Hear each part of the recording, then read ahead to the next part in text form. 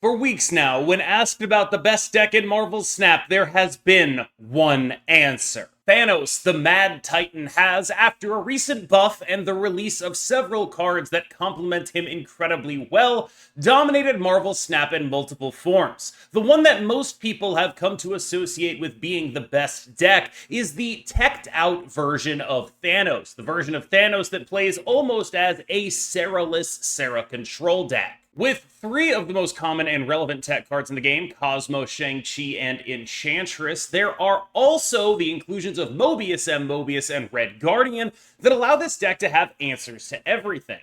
But that's a bit of a cop-out when it comes to explaining the strength of this deck, because there are plenty of other decks, like Serra Control, that are playing all the same cards to less success. So what is it that enables this specific deck to have as much success as it does, and what is it that allows it to be the premier control deck in the game? With so many people playing this list and so much of a target on its back, what is it that makes this deck so special? Why is it able to be a good shell for all of these control cards where so often other decks have fallen short when trying a similar strategy? Let's take a look at how to beat the best deck in Marvel Snap. Analysis of this type should always start with what the deck is good at. So, with that in mind, Thanos' strengths include lots of onboard presence in the form of the Infinity Stones that all, or mostly, draw cards and replace themselves, and then that onboard presence snowballing into bigger power. This can happen usually via Mockingbird or Strange Supreme, where those cards that constitute your onboard presence end up contributing even more by allowing you to play cards with big numbers attached. In addition, this big power then supplements the options. The power allows you to choose which of the relevant tech cards you are going to play, and the card draw allows you to play other cards and play your generally strong cards in every matchup, while your specific matchup cards aren't needed because you have so many other options when you try to curve out. A good example is how Strange Supreme can supplement any amount of tech cards by being large enough to win its own lane when you're playing other stones. When that guy gets to 20-something power, and then you have a Shang-Chi or an Enchantress to win another lane, whichever one is relevant, that is one of the main power plays of this deck. In addition, you have the ability to shut down opposing strategies. Cosmo and Mobius are purely cards that exist in order to counter things that other people are doing. Normally, one way to combat a deck like this would be to go over the top, but so many methods of going over the top rely on things that can be countered by those cards. In other words, the deck manages to draw so many cards that it can pick and choose the relevant tech cards to play in any matchup. But it's always going to be wanting to play one of Mockingbird or Strange Supreme in order to convert the card draw utility that the stones give it into actual power on the board. The idea here being the power of the deck in itself alongside Mockingbird or Strange Supreme is going to win one location, maybe Thanos will do it, and then the tech will win another location. So, how do you turn strengths into weaknesses? In Marvel Snap, that is the best way of approaching any matchup. Take something they're confident in and rug pull it, turn it into a weakness, because that not only affects whether or not you win or lose, but also affects your opponent's confidence with regards to snapping. You can combat massive early board presence of small units with Clog or with removal of those small units. You can combat the snowball options with counterplay, something like a Shadow King onto Strange Supreme or a Mobius preventing Mockingbird from getting discounted. And you can combat options by making them limited. In other words, by being less vulnerable to the things that they run. There are certain decks that are able to operate orthogonally to what this deck is able to actually answer. While yes, there may be targets for one of the 5 tech cards, they're not looking at a million different usable options. They're looking at one rather than, say, 3. One of the things that I want to caution against the most is everyone trying to beat Thanos by just putting Killmonger in the deck. This can be a useful thing to do. For example, in my opinion, the inclusion of Killmonger flips the Surfer matchup from vaguely Thanos favored to vaguely Surfer favored.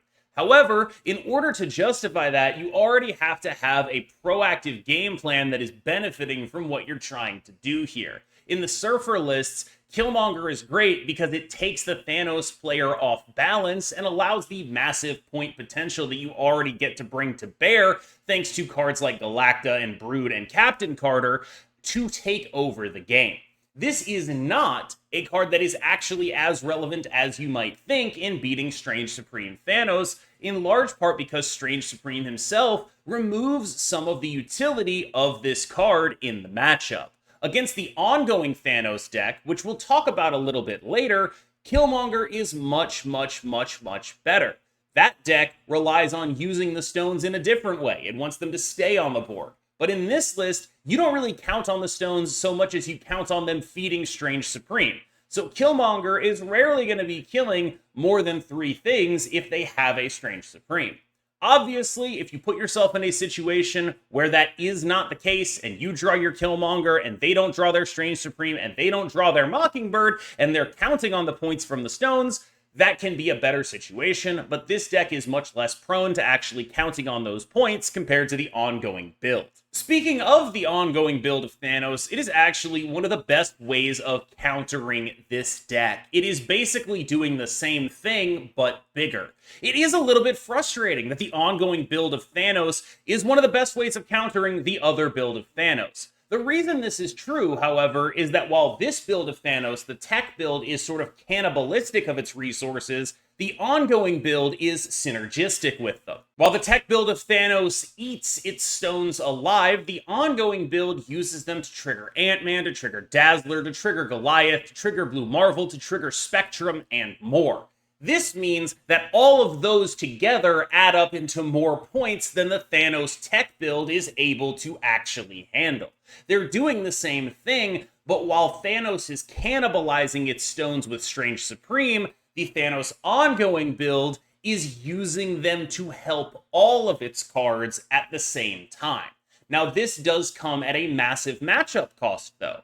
You are basically going to want to run Kyera if you are playing against a lot of Surfer and you're playing this list. It puts you in very awkward situations because since you are counting on the stones being on the board, your very strength in this sense becomes your weakness. Where Killmonger is not nearly as good against the cannibalistic Strange Supreme Thanos, it is basically unbeatable when you play against this version of Thanos. And so this version of Thanos, while it obliterates the pseudo-mirror, has a much worse matchup into Silver Surfer, which makes the choice of any of these decks a sort of fascinating triangle. Another way to turn a strength into a weakness is to use the fact that your opponent largely has a lot of dudes on the board in order to minimize the total amount of power that they're able to play. Notably, in a Thanos deck, when you play out these stones, unless you have a Strange Supreme eating them, and sometimes even then, you are usually using 1 or 2 slots on things that are pretty small, whether that be a Sam Wilson shield or a pair of yellow and perhaps green stones. Whatever is happening, you are going to be a little bit clogged on space. So what that means is, what you are very vulnerable to is someone minimizing the impact and the total amount of points that you're able to put into a location. Cards like Hazmat, Diamondback, and Man-Thing are extremely potent at doing this, meaning that the Afflict deck is one of the decks that has the best natural matchup into Thanos. In large part because many of its 4s are able to not necessarily single-handedly, but mostly contest any lane that doesn't involve a Thanos, and Ajax is able to contest basically any lane full stop. You can end up in situations where your 3s and your 4s, a Diamondback and a Man-Thing, or a Diamondback and a Laufey, can fully solo a location against this Thanos list. There are also the additional bits of upside that come with running a Shadow King. Yes, there are often Cosmos being played in Shadow King lanes, but if the Cosmo goes in the Shadow King lane, well then you know it's not going to show up when you least expect it on turn 6 to turn off your Hazmat. So this is a list that has a combination of several things going for it, but I classify what it does as attacking the weakness of Thanos, which is it's taking a strength, all of those small little stones, and it's turning it into a weakness so that when Thanos feels confident, it actually shouldn't. One deck that I think people will be surprised to see me not mention is Clog. I think the traditional wisdom has been that Clog beats Thanos all the time. Of course it does, right? It attacks the correct axes. It's going to say, I'm going to turn your strength into a weakness. And it does. It does turn strength into weakness, but there are two cards in Thanos that are really, really good against Clog. And they are Strange Supreme and Cosmo. Cosmo in any lane basically means that you're not going to be able to do most of your Clog stuff. Yes, a debris in another lane will still work. Yes, of course, a Titania will still work, but you have to put in a lot more work than you otherwise would. In addition, Thanos naturally gets location control in the form of the stones that it has access to. The Reality Stone specifically, but the Mind Stone drawing the Reality Stone, also something you're going to want to look out for. This makes this deck, as one that is reliant on that turn 7 coming from Magic's Limbo location, even more vulnerable to scams. Finally, against the ongoing Thanos list, where there is no Strange Supreme, you are still vulnerable to Cosmo, you are still vulnerable to Reality Stone, and more than that, that deck is actually pretty good at just like dropping a Dazzler and an Ant-Man in a location that's getting clogged and then playing Blue Marvel and Spectrum, and then you lose that location that you clogged anyway because they put so many points into it.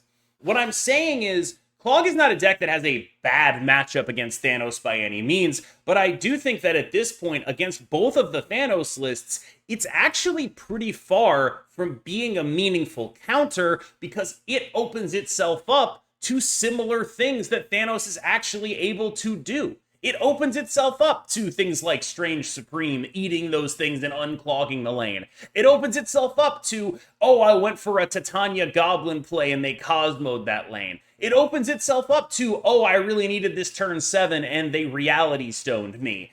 And that means that all of that stuff, despite the fact that this checks the boxes, it has multiple cards that turn Thanos' strengths into weaknesses, it doesn't do it enough. That, I think, is what has kept Thanos at the top of the metagame for this long. Despite the fact that there are plenty of different things that are actually good against it, there is a certain level of how good is this against it. You can play Killmonger in your fairly medium mid-range deck, but if you do, you might just still lose to points on a Strange Supreme, a Thanos that got itself discounted to 5, and then whatever else they do. God forbid they Wiccan you and just play cards at you until you die. That's the kind of thing that this deck has access to. If you are playing your sort of mid-rangey Killmonger tech deck, you can still get totally obliterated by a Strange Supreme Wiccan line that just leaves them going over the top of you.